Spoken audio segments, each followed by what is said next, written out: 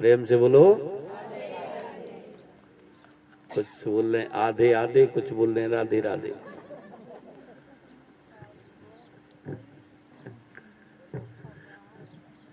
तो कहा कि वो अमर कथा आप मुझे सुनाओ कि देवी चलो मैं आपको अमर कथा सुनाता हूँ। बाबा भोलेनाथ माता पार्वती को लेकर के गए जहाँ अमरनाथ की गुफा है, उस गुफा में जाकर के एक शिला के ऊपर बैठे और नंदीश्वर को बाहर पहरे पर लगा दिया, गुफा के पहरे पर के कोई अंदर प्रवेश नहीं करना चाहिए। 3 चुटकी बजाई, 3 चुटकियों में कोई नहीं था। माता पार्वती से कहा कि आप जब तक हुंकार भरती रहोगी तब तक कथा चलती रहेगी। तभी वहां पर एक आश्चर्य की घटना घटित हुई थी कि जब बाबा भोलेनाथ ने पहली चुटकी बजाई तो उसमें एक सुख और सुखी ने गर्भ ग्रहण किया। दूसरी चुटकी बजाई तो वो गर्भ जो है बड़ा हुआ और तीसरी चुटकी बजाई वो सुख शिशु गर्भ से बाहर आया। सुख और सुखी तो उड़ गए लेकिन वो सुख शिशु उड़ने योग्य ना था, वो वहीं रह गया। बाबा भोलेनाथ कथा कहते गए, कथा चलती गई। कथा जब चलती गई लास्ट में जाकर के जब भगवान राम की कथा आई तो माता पार्वती को नींद आ गई। ध्यान रखना, कथा जब चलती है ना तो उसमें नींद जरूर आती है किसी ना किसी को। और किसी को नींद आ रही हो ना और पड़ोसी उससे पूछे, बोले सो रहा है क्या, वो बड़ा चालाक होता, बोले नहीं सो नहीं रहा, ध्यान में कथा सुन रहा हूं। बताएगा नहीं कि मैं सो रहा था, बोले ध्यान में कथा सुन रहा हूं। एक तो लाला जी थे कोई अच्छे, कोई पैसे वाले आदमी, बड़े आदमी कथा में जाते नहीं। उनकी घरवाली उनको बार बार कहती आप कथा में चले जाओ, कथा में चले जाओ। एक दिन चले गए, कथा में पहुंचे, जैसे ही गए सबने उनका सत्कार किया, आइए जी बैठिए जी बैठिए जी, आइए जी बैठिए जी। वो बैठ गए, वो आए बैठे और बैठते ही सो गए। कथा में बैठते ही सो गए। कथा पूरी हुई, जब कथा पूरी हुई सभी चले गए, उनके नेत्र खुले तो एक व्यक्ति रह गया।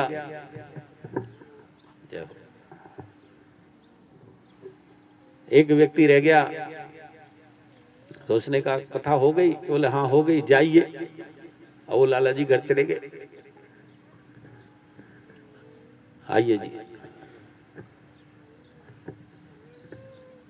आप हमारे बहुत ही अच्छे भक्त सूबेदार मेजर श्री सुरेंद्र सिंह जी बीजेएस से पधारे हैं, आपका बहुत बहुत स्वागत है। धर्मपत्नी सहित आए हैं, आपका स्वागत, धन्यवाद।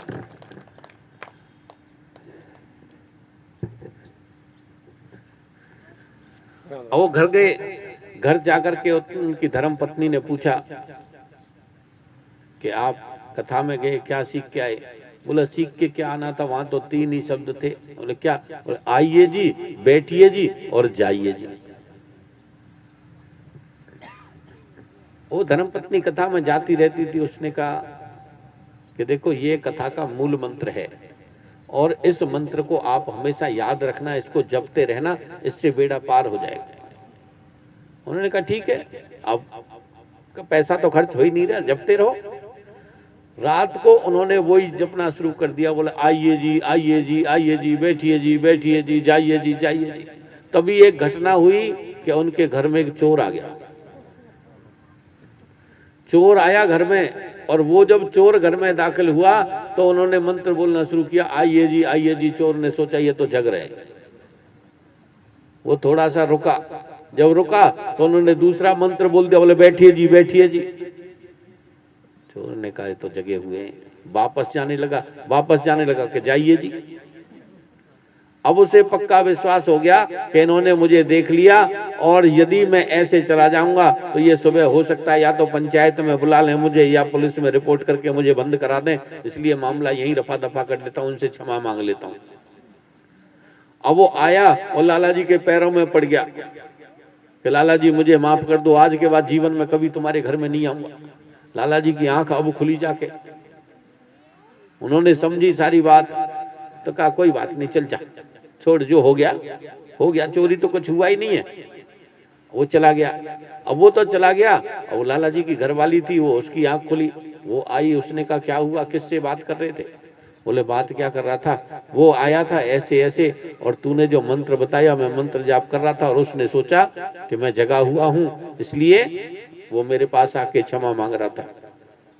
तो जब उसकी पत्नी बोली आप भगवान की सच्ची कथा में गए, 3 झूठे शब्द सीख करके आए, सच्ची कथा में जाकर के 3 झूठे शब्द सीख करके आए, उन 3 झूठे शब्दों ने हमारा घर चोरी होने से बचा लिया।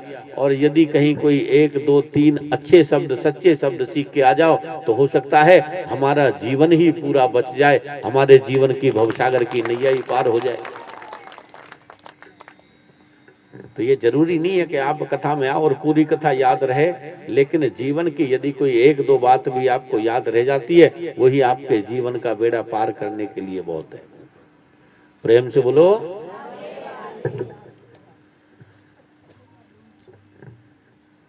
तो माता पार्वती को नींद आ गई, क्योंकि निद्रा देवी कुंभकर्ण की पत्नी का नाम।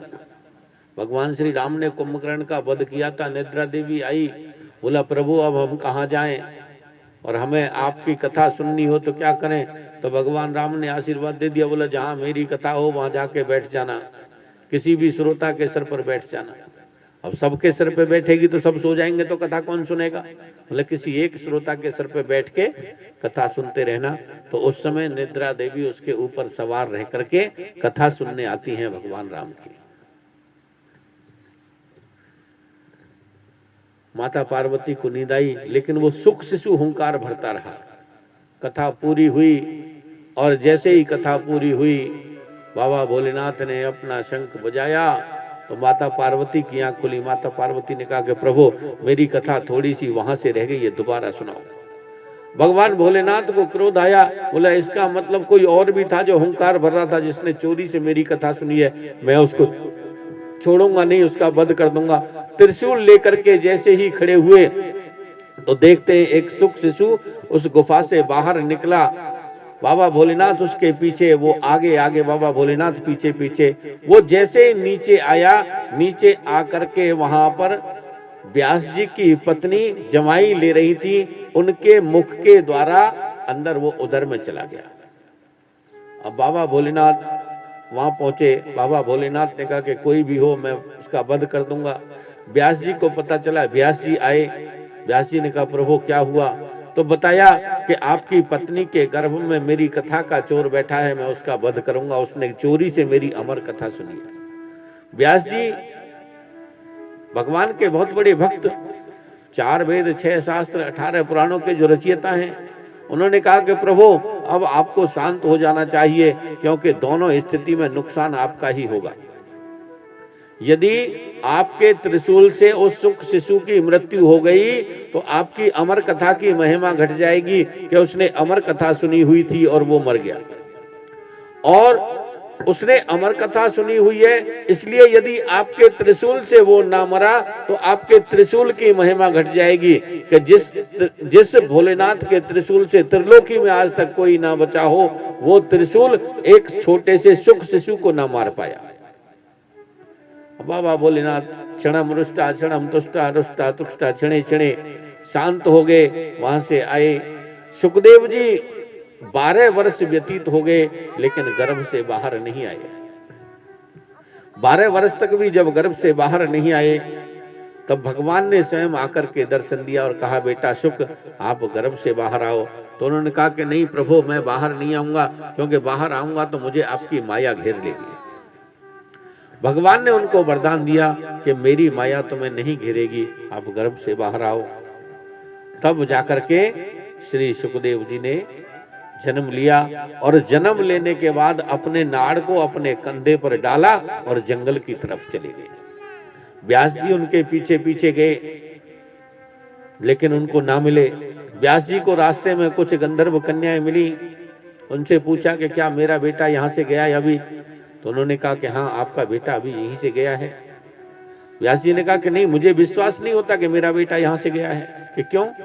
कि मेरा बेटा तो जवान है, उसको देख करके तो आपने वस्त्र नहीं पहने, और मैं वृद्ध हूं, मुझे देख करके आपने वस्त्र पहने हैं, तो इसलिए विश्वास नहीं है कि यहाँ से गया है।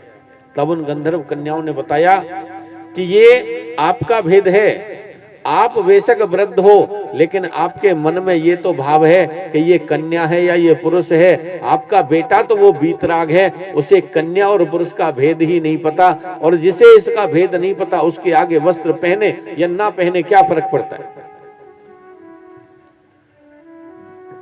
क्योंकि ये समय का चक्र होता है। वस्त्र पहनना ना पहनना ये जब तक हमारे हृदय में काम शक्ति रहती है तब तक होता है। छोटा बालक होता है, वो कौन से वस्त्र पहनता है? और उसको कोई भी वस्त्र पहनाएगा, कोई भी उसे नहलाएगा तो